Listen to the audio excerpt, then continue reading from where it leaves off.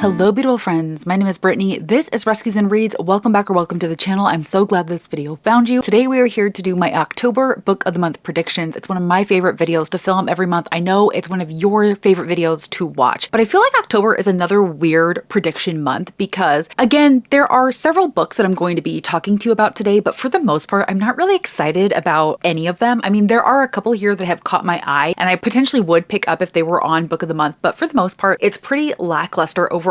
But one of the weirdest things about this prediction month is that the literary/contemporary fiction category, which is typically the largest prediction category every single month, is one of the lowest this time around. It's pretty unusual, the predictions that I have this month, but we're going to go ahead and just jump right in. If you are unfamiliar with this video series, it is something that I do every single month just for fun to see how many books I can predict correctly for book of the month to feature either as a main selection or as an add-on selection. I typically divide my predictions up into 5 distinct genre categories. Sometimes there's 6 if I feel like there's a notable nonfiction, true crime, or memoir that is coming out in the month, and I'm allowed to predict up to 20 different books. I can have as many in each category as I want, as long as those predictions in total do not exceed 20. Every single month we start with the mystery, thriller, and horror category, and that is actually one of the bigger categories this month, so we're gonna see what book of the month is able to pull out for the month of October. Okay, so the first one that I have in this category is perhaps the one that I'm looking forward to the most. It is the newest release from CJ Cook called The Last Witch. She wrote The Book of Witching, which was featured on Book of the Month this time last year, and it was my first experience with CJ Cook, and I really enjoyed it. I thought it was very well woven, very atmospheric, and so I'm really looking forward to reading more from this author. If you don't know, CJ Cook also writes under the pen name Caro Carver, and her thriller Bad Tourist has also been featured on Book of the Month, so I do think there's a very high likelihood of this one being featured. This says Innsbruck, 1485. Helen Schuberin should be doing what every other young wife is doing, keeping house, supporting her husband, and bearing his children. But as an outspoken, strong woman, she sometimes has difficulty fitting in. Then she draws the unwanted attention of a malign priest who is just starting his campaign to root out witches from among the women of her town. And when her husband's footman dies, she finds herself accused not only of murder but of witchcraft. Helena must find the courage to risk her life and the lives of others by standing up to a man determined to paint her as the most wicked of all. Based on the incredible true story of a woman who challenged a man who went on to become one of Europe's most notorious and cruel witch finders, this novel offers a jewel-bright portrait of female power. I love the sound of that. If this is featured on Book of the Month, I will absolutely snag it. This is actually one of my more anticipated releases for the second half of the year. It is definitely one that I want to try to get to by the end of 2025. So I am really hoping that Book of the Month does feature this one. All right, next we have a thriller that actually seemed pretty interesting to me when it came onto my radar. It is a book called Keep This For Me by Jennifer Fawcett. One hot August night in 1993, a young couple go to a party. When their car breaks down, they are picked up by a truck driver who attacks the man and abducts the woman she has never seen again. That woman was Fiona Green's mother. When the trucker, Eddie Ward, is caught, a mass grave of bodies is discovered in his backyard, but Fiona's mother isn't there. 30 years later, on his prison deathbed, Ward insists that he didn't kill her. So Fiona finds herself back in the small town where her mother disappeared, fighting demons of her own. She's shocked when history repeats itself. Another woman, another roadside breakdown, and another disappearance. Only this time, the primary suspect is Jason Ward, Eddie's son. Desperate, Fiona hunts down answers, unaware that she is being drawn into a dangerous trap. I'm sold. Like I said, I thought the synopsis of this one sounded really interesting. You have a couple whose car breaks down. They're picked up by a trucker. The man is killed and the woman is taken, and the trucker is found and he is put in prison. And on his deathbed, he said he didn't actually kill the woman. So is she still out there? Is she still alive? And now her daughter is trying to find answers. But in the present day, it seems like there are parallel crimes going on. So I'm really here for it. This is giving me all the good vibes that I would want for spooky season. So this is another one that I would hope to see on Book of the Month in October. This next one is another one that has a really interesting and unique premise. It says it's great for fans of the 7.5 Deaths of Evelyn Hardcastle by Stuart Turton. It is a book called Atlas of Unknowable Things by McCormick Templeman. High in the Rocky Mountains on a secluded campus sits Hildegard College, a celebrated institution known for its scientific innovation and its sprawling botanical gardens. Historian Robin Quain has been awarded a residency to examine Hildegard's impressive collection of ancient manuscripts, but she has a secret. She's actually on the hunt for an artifact, one she must find before her former best friend turned professional rival gets his hands on it first. But Hildegard has secrets of its own. Strange sounds echo across the alpine lake, lights flicker through the pines, and the faculty seem more like jazz-age glitterati than academics. And then there's the professor who holds the key to Robin's research. She vanished suddenly last spring. What exactly did she do at the college, and why does no one want to talk about her? As Robin searches for answers, an unknown source sends her a series of cryptic messages that makes her question whether she's the one doing the hunting or whether someone is hunting her. Drawing on historical, botanical, and occult research and steeped in the Gothic tradition, Atlas of Unknowable Things considers what it means to search for meaning in the scientific, only to come face to face with the sublime. So, like I said, really, really unique. It sounds like it's going to have a touch of dark academia. It also sounds like there's going to be some historical aspects thrown in, maybe a little bit of a treasure hunt here because they're looking for artifacts. Robin's not the only one looking. She's in competition with her academic rival. There's a lot going on here, but again, the vibes are vibing. This sounds perfect for the spooky season. This is one that I would really want to hear more about before I actually picked up, but it is certainly on my radar. Another book that I found truly intriguing that is coming out in October is actually supposed to be a Native American Southern Gothic, and I mean, say less, right? This is called If the Dead Belong Here by Carson Faust. When 6-year-old Laurel Taylor vanishes without a trace, her family is left shattered, struggling to navigate the darkness of grief and unanswered questions. As their search turns to despair, Laurel's older sister Nadine begins experiencing nightmares that blur the line between dream and reality, and she becomes convinced that Laurel's disappearance could be connected to other family tragedies. Guided by her elders, Nadine sets out to uncover whether laying the ghosts to rest is the key to finding her sister and healing her fractured family. Carson Faust captivates in this chilling literary debut that confronts the specter of colonization and the generational scars it leaves on Native American families. Steeped in indigenous folklore and drawing from the author's own family history, If the Dead Belong Here examines what it means to be haunted, both by the supernatural and by terrors of our own making. This is definitely going to have a literary fiction aspect to it, and it definitely sounds like there's going to be some heavier commentary in here as well as those horror/supernatural elements. So again, I think that this would be a really important one to see featured on Book of the Month. I definitely have seeing it going around, and so this is one to keep your eye on for sure. This next one is another one that seems like it's going to be really, really atmospheric. It is a book called Bog Queen by Anna North. When a body is found in a bog in northwest England, Agnes, an American forensic anthropologist, is called to investigate, but this body is not like any she's ever seen. Though its bones prove it was buried more than 2,000 years ago, it is almost completely preserved. Soon Agnes is drawn into a mystery from the distant past, called to understand and avenge the death of an Iron Age woman more like her than she knows. Along the way, she must contend with peat cutters who want to profit from the bog and activists who demand that the land be left undisturbed. Then there's the moss itself, a complex repository of artifacts and remains with its own dark stories to tell. As Agnes faces the deep history of what she has unearthed, she's also forced to question what she thought she knew about her talent, her self-reliance, and her place in the world. Flashing between the uncertainty of post-Brexit England and the Druidic order of Celtic Europe at the dawn of the Roman era, Bog Queen brims with contemporary urgency and ancient wisdom as it connects across time to gifted, far-sighted young women learning to harness their strange strengths in a landscape more mysterious and complex than either can imagine. Okay, so it definitely sounds like this is going to be a combination of historical fiction/mystery. So I'm not sure which one of those is going to prevail, but it definitely sounds like there's going to be a mystery regarding an Iron Age woman who was buried here, and the forensic anthropologist that feels a connection and wants to sort out this person's murder. So I don't know, this could definitely be one that I check out if I hear really, really good reviews about it. All right, and then the very last one that I have for this category is a book called The Gallery Assistant by Kate Belly. November 2001, Chloe Harlow wakes up late with hazy memories of the party the night before, but no recollection of how she got back to her Brooklyn apartment. Ever since the terrifying and catastrophic terrorist attack, it seems she has been on a collision course with destruction. When she finally arrives at the exclusive Upper East Side art gallery where she works, she is immediately called into her boss's office. A pair of NYPD detectives greet her, also very curious to know how her evening ended, because the host of the party, a rising painter and the gallery's newest artist, is dead. Navigating both the sophisticated high-stakes art world and her personal life in burgeoning Williamsburg, Chloe struggles to piece together a complete picture of that lost night. As she digs deeper, inconsistencies emerge between what she remembers and what people tell her actually happened, and more questions are raised. Everything begins to feel like a conspiracy, and maybe it is, because Chloe is the only one who glimpses the secrets the murdered artist left behind, and the closer she gets to the truth, the more deadly it becomes. So this is one that I wanted to include here because I had seen it going around. It's been popping up on lists of anticipated releases and so on and so forth. I'm not entirely sure how much this synopsis does for me. It doesn't sound like it's going to be anything too terribly unique, but who knows, there could be a lot of good twists and turns along the way, but I did want to feature it here just in case. All right, moving on into the romance category, I actually have 3 to talk with you about today. The first is actually a new release from Stephanie Perkins. Now, Stephanie Perkins, I don't think is a name that we have heard in quite a while, but she was a pretty notable YA author several years ago, and she is coming out with her first adult book. It is a romance, and it is called Overdue. Ingrid Dahl, a cheerful 29-year-old librarian in the cozy mountain town of Ridgetop, North Carolina, has been happily dating her college boyfriend, Corey, for 11 years without ever discussing marriage. But when Ingrid's sister announces her engagement to a woman she's only been dating for 2 years, Ingrid and Corey feel pressured to consider their their future. Neither has ever been with anybody else, so they make an unconventional decision. They'll take a 1-month break to date other people, then they'll reunite and move toward marriage. Ingrid even has someone in her mind, her charmingly grumpy coworker, Megan Nowakowski, on whom she's secretly crushed for years, but plans go awry, and when the month ends, Ingrid and Corey realize they're not ready to resume their relationship, and Ingrid's harmless crush on Megan has turned into something much more complicated. Overdue is a beautiful slow burn romance full of lust and longing about new beginnings and finding your way. I'm somewhat intrigued, but I'm also somewhat not. Personally, in my opinion, if you have been together with somebody for 11 years, like, you should know whether or not you want to be with that person forever. And 1 month shouldn't make that big of a difference. If you are actually questioning whether or not you want to spend your life with this person after 11 years, you probably don't need to be with them. So I'm not entirely sure how I feel about this overall premise and synopsis. This is certainly one that I would need a lot more information on. I would need it to be vetted before I picked it up. Now, this next one is one that I actually did talk about quite a bit in that video that I posted about books that I want to read by the end of 2025, but it is the newest release from BK Borison called Good Spirits. Now, BK Borison did have another release featured on Book of the Month earlier this year. I think it was in January or February. So I don't think it would be out of the realm of possibility for Book of the Month to feature her again, but I don't know if they would want to feature one in the same year since she was already featured. And also this is going to be like a more holiday related romance. I wouldn't mind seeing it here just so I can have all of my BK Borison editions matching, but they do have a really cute paperback edition with sprayed edges currently available on Amazon. And I think the cover of this one is so adorable. So this is definitely going to be like a take on A Christmas Carol, only it's going to be really different. It says, he's the ghost of Christmas past. She's not exactly Scrooge. So I'm wondering how this is also going to work, that dynamic between an actual alive person and then the ghost of Christmas past, but I'm here for it. I don't know, there's just something about this one that is really pulling me in, and I'm loving the vibes. All right, and then the last one that I have for this category is a book called The Second Chance Cinema by Thea Weiss. At the end of a fog-covered alley glitters a glamorous cinema. It's nearly impossible to find. When Ellie and her fiance Drake stumble upon it during a late-night walk, they're shocked to discover what's playing inside the red velvet auditorium. Their formative memories. Drake fears what the cinema might reveal, but eventually gives in when Ellie insists they return for more viewings. She's haunted by a night from her past that she doesn't fully remember. This is her opportunity to piece the story back together. But as the memories displayed on screen inch closer to the present, they realize they're both keeping secrets from each other. With their wedding on the horizon, Ellie and Drake must decide if seeing their pasts changes their plans for a future together. Filled with warmth, hope, and a dash of magic, The Second Chance Cinema is both an enchanting escape and a thought-provoking examination of how our memories shape who we are. So that's another magical realism romance, just like Good Spirits by BK Borison. And this definitely sounds really unique. You have two people who stumble upon this hidden cinema and it's playing their memories. And as they're watching each other's memories, they're realizing that there are secrets that are being held between each other. So yeah, that sounds really interesting. I don't know if it's one that I would grab, but I think that it's unique for sure. All right, moving on into the historical fiction category, I just have one that I want to mention here. It is a book called The Hong Kong Widow by Kristen Loesch. In 1950s Hong Kong, May is a young refugee of the Chinese Communist Revolution, struggling to put her past in Shanghai behind her, when she receives a shocking invitation to take part in a competition in one of the city's most notorious haunted houses, pitting 6 spirit mediums against one another in a series of 6 seances over 6 nights. She has every reason to refuse, except that the hostess, a former Shanghainese silent film star, is none other than the wife of a man who once destroyed May's entire life. It is promised the winner will receive a fortune, but there is only one prize May wants: revenge. Decades later, the final night of the competition has become an infamous urban legend. The police were called to the scene of a brutal massacre but found no evidence, dismissing it as a collective hallucination. May knows what she saw, but now someone else is convinced they know what she did. She must uncover the truth about the last night she ever spent in that house, even if the ghosts of her past are waiting for her there. So now that I read the synopsis of this, that actually sounds like it could also fall firmly in the horror category. So this is definitely going to be a genre blend for sure, right? It's going to be like a horror historical fiction mix. So do with that what you will, but I do think that this is another one that's going to be really great for spooky season. All right, and then we are moving on into the literary / contemporary fiction category. Again, I only have one book to talk with you about here, and that's so unusual for this category. I'm not sure what's going on. I know that there are definitely more that are coming out in October, but none of them really piqued my interest. None of them really stood out to me. So we're gonna see how many literary / contemporary fictions are actually featured in October and see how completely off I was. But the one that I'm going to feature here is a book called The Best Worst Thing by Lauren Oakey. All things considered, Nicole Spare has a pretty amazing life. At least that's what she tells herself. She's got a beautiful house, a relatively successful fertility podcast, and a perfect husband, Gabe. The only thing that's less than ideal is her struggle with infertility, and how with every passing day, she and Gabe seem to drift drift a little further apart. But then, mere hours after a Hail Mary embryo transfer to her gestational carrier, Nicole discovers Gabe's been sleeping with their dog walker, and her world turns upside down. Suddenly, a jobless, childless, and now husbandless Nicole finds herself at the doorstep of somebody she tried to say goodbye to a long time ago. Logan Milgram, a former colleague with serious golden retriever energy, who happens to be laugh out loud funny, a colossal nerd, and legitimately kind of hot. When Logan opens his door that night, it's like no time has passed. As they fall back into each other's lives, Nicole starts recognizing herself in the mirror again. And then, like a cruel joke, she gets the news she spent a lifetime waiting for. Her surrogate is finally pregnant. As her relationship with Logan develops from a blast from the past fling into something much deeper, Nicole struggles to balance her past, present, and future. Racing against the clock, she must learn to forgive her body for falling short and recognizing that sometimes it's the biggest betrayals in life that set us free. With everything on the line, can Nicole accept love from the greatest man she's ever known, even if it's nothing like the story she's written for herself? So that definitely sounds like it's going to be kind of complicated, right? You have this couple who have been trying for years to get pregnant, and they're kind of finally on their last embryo transfer to their gestational carrier when the wife finds out that her husband is sleeping with the dog walker. So now she doesn't have a husband. She's trying to find somebody to lean on, and she leans on Logan. And it sounds like they were together in the past, and now they're reconnecting and they're forming something deeper. And then her gestational carrier ends up pregnant with her and her ex-husband's child. I don't know how I feel about that. I don't know if I'm necessarily super interested in that premise, but certainly messy. And I'm, again, really interested to learn more about this one. Also, I'm really sorry if you can hear my stomach. It is growling up a storm. It is lunchtime right now, and my stomach really wants food. So we're going to try to wrap this up. I actually only have one more category to talk to you about. It is, of course, the fantasy, sci-fi, and magical realism category. So the first one that I have here is not coming out until the very end of October, so it could potentially be featured in November as well. But again, since we're only focusing on October releases, I'm going to mention it here. This is yet another one that I talked about more in depth in the video that I posted about the books that I want to read by the end of 2025, and that is, of course, the newest release by Alexi Harrow called The Everlasting. Alexi Harrow's last release, Starling House, was featured on Book of the Month. I absolutely loved it, so I'm definitely going to be giving this one a shot. I'm really just more nervous about this one because it's supposed to be more fairy tale-esque, and that is not my vibe at all. Fairy tales is an anti-buzzword for me, and so I'm really hoping that I still love this one, especially because I do know that there is going to be a romantic element, and that was one of my favorite things about Starling House. This one just says, from Alexi Harrow, the New York Times bestselling author of Starling House, comes a moving and genre-defying quest about the lady knight whose legend built a nation and the cowardly historian sent back through time to make sure she plays her part, even if it breaks his heart. So he's going to be sent through time. He's going to meet this lady knight. He's trying to keep her on task, and it sounds like they're going to fall in love and maybe be separated by time. I don't know. I really do love the sound of that. I don't want it to be super whimsical or abstract. You know what I mean? I feel like fairy tales can kind of lose the plot a little bit, and I am not creative or imaginative enough to follow it, right? But I really want to trust Alexi Harrow, and I'm hoping that I love this as much as Starling House. If it is featured on Book of the Month, I will absolutely snag it right up so it will match my Starling House edition. We also have a new release from Julie Leong called The Keeper of Magical Things. Her book, The Teller of Small Fortunes, was featured on Book of the Month, and I don't believe that this one is connected in any way. I could be incorrect about that, but I think that this is an entirely separate release. Certainty Bulrush wants to be useful to the guild of mages that took her in as a novice, to the little brother who depends on her, and to anyone else she can help. Unfortunately, her tepid magic hasn't proven much use to anyone. When Certainty has the chance to earn her magehood via a seemingly straightforward assignment, she takes it. Never mind that she'll have to work with the mage Aurelia, the brilliant, unfairly attractive overachiever who's managed to alienate everyone around her. The two must transport minorly magical artifacts somewhere safe. Spelling, the dullest, least magical village around. There, they must fix up an old warehouse, separate the gossipy teapots from the kind of flaming swords, corral an unruly little cat dragon who has tagged along, and above all, avoid complications. The guild's uneasy relationship with citizens is at a tipping point, and the last thing needed is a magical incident. So right off the bat, I can tell that this is going to be very cozy. It is going to be sapphic, so that is something, but y'all know me. I am not a fan of cozy, whether it's mystery, whether it's romance, whether it's fantasy. I am not a fan of cozy. This is certainly one that I will not be picking up, but I know a lot of people really liked The Teller of Small Fortunes. And again, because she was featured on Book of the Month in the past, I have no doubt they would feature her again in the future. All right, we have a romantasy debut coming out in October that I think could be on Book of the Month's radar, although now they do have that completely separate subscription that does focus, I think, almost exclusively on romantasy / fantasy romance. So this might be one that's featured there instead, but I don't really focus on that subscription at all, so I'm just going to mention it here. The book is called The Ordeal by Rachel Greenlaw. 20-year-old Sophia de Winter has only known life bound to her cruel uncle, the Collector, thanks to a blood bond he exacted from her as a child. When she learns of Kilmarth College, an elite academy for magic wielders outside of the Collector's control, she knows it is her only chance to finally break free. But to gain entry, she will have to compete against other illusionists, mask wires, botanists, and alchemists in a series of brutal trials trial that many don't survive. So right off the bat, right, you're getting a lot of buzzwords there. You have a magical academy, you have trials and competitions. This is definitely going to tick a lot of boxes for a lot of people. And I know that Book of the Month has featured books similar to this in the past. So again, a really, really top contender. Sophia knows her skills as an illusionist are weak. She only makes it through the first challenge by teaming up with a powerful and insufferably sexy botanist, Alden Locke. To make it out alive, she will have to hone her magic and learn to identify who is a rival, who could be an ally, and who is a murderer. Because now, not only does she have to protect her heart, but her very life. Hopefuls are being viciously picked off one by one between the challenges. In her haste to escape the collector's trap, Sophia may have fled straight toward her own death sentence. So yes, like I said, very, very tropey, but I think it's going to be really popular, really, really hyped story. And I wouldn't be surprised to see it on Book of the Month. All right, and then the very final book that I'm going to talk to you about in this video is the newest release from Kirsten Miller, who I do believe is a repeat Book of the Month author, and her book is called The Women of Wild Hill. There are places on Earth where nature's power gather. Girls raised there are bequeathed strange gifts. A few have powers so dark that they fear to use them. Such a place is Wild Hill, on the tip of Long Island. For centuries, the ghost of a witch murdered by colonists claimed the beautiful and fertile Wild Hill until a young Scottish woman with strange gifts arrived. Sadie Duncan was allowed to stay. 5 generations of Sadie's descendants called Wild Hill home, each generation more powerful than the last. Then, in the aftermath of a terrible tragedy, the last of the Duncans, once prophesied to be the most powerful of their kind, one of them, Bridget Legere, moved to California and turned her dark gift into fame and fortune. Her sister Phoebe settled on a ranch in Texas, where women visit in secret for her tonics and cures. Phoebe's daughter, Sybil, has become a famous chef. Seemingly powerless, Sybil has never been told of the Duncan bloodline. Now, Bridget, Phoebe, and Sybil have been brought to Wild Hill to discover their family legacy. The old one, furious at the path mankind has taken, has chosen 3 powerful witches to turn the tide. Duncans will fulfill their destinies, but only if they can set aside their grievances and come together as family. So we definitely have a witchy book there. Again, very, very perfect for spooky season. All right, everybody, that is it. Those are the books that I wanted to mention that I think could potentially be featured on Book of the Month, either as main selections or as add-on selections. As per usual, if there are any books that are coming out in October that you think could potentially be featured, please leave that down below. Or if you're really excited about any of the books that I mentioned in this video, let me know if you would be quick to pick them up if they were featured on Book of the Month. Or if you have made it to the end of this video and you are not feeling chatty, go ahead and just leave me a witch emoji in honor of all of the witchy reads. And as always, if you like this video or if you just like me, I'm going to ask you to do all of the usual YouTube things, like, comment, and subscribe. It's free for you and it helps me out so, so very much. And y'all know how much I love interacting with you in the comments down below. I would also like to take a moment to give a special shout out to my patrons. I love and appreciate each and every one of you so, so much. Y'all truly make it possible for me to continue making these videos. And I love the little community that we're building. If you would like to be a part of this community, we would so love to have you. I always have my Patreon linked down below, along with all of my other social media, as well as any books talked about in the video. Until next time, y'all.